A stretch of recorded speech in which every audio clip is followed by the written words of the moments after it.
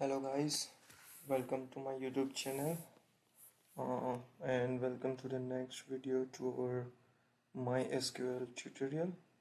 Now today our topic is database normalization. And what do you mean by database normalization? Now the first thing is that whoever is beginner to the MySQL or beginner to the database, they will think like, why not just put all the database or all the data into just one single table instead of creating different kind of table for different purpose. So that leads to, if we create the one particular single table for all the data and everything, that leads to many difficulties or many problems like duplication of data or inconsistent data for everything or every purpose. So to solve out this problem, we use database normalization technique. Normalization technique in database. So let's uh, see what's the database normalization. Like as you see here, like single table approach can reason data redundancy means duplication of data, and data anomaly mean inconsist of data. To prevent these type of to tackle these two problems in our database, we use normalization technique. Now normalization technique is comes with a multi-purpose or multi-layer techniques. These layers are that we will talk in later part of the video, so stay tuned and watch till the end.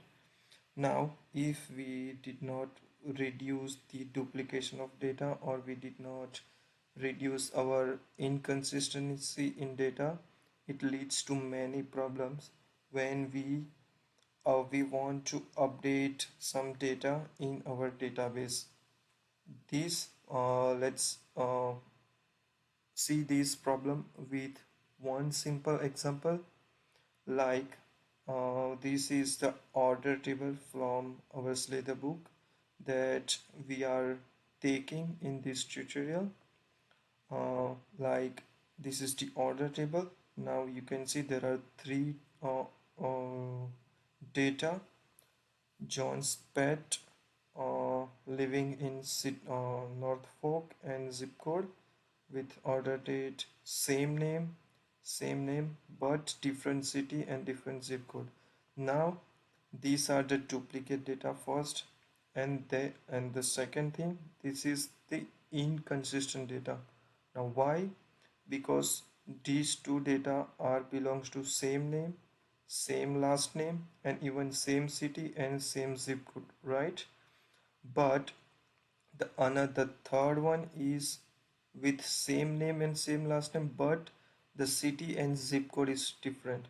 Now there are some situation arise, like first, is this data is same to this data, this client, this customer, like have this customer updated his city and zip code, or this data, the second situation is either this new customer is belong to this city and this zip code, and the third is like the same customer is this has just ordered, just changed his city and zip code for this particular order. There are so many confusion, like three question arise right in this situation, right? So to tackle these type of situation or questions, we use normalization technique in our database. Now let's get too deep into our into normalization with advanced example. Like let's assume that we have bookstore called Slate Book, and we have many books in it, right? Now if we want to update the price of one book which is older or which is new and very trending, then we have to update the price of the book. And let's assume that our database is not in normalized format.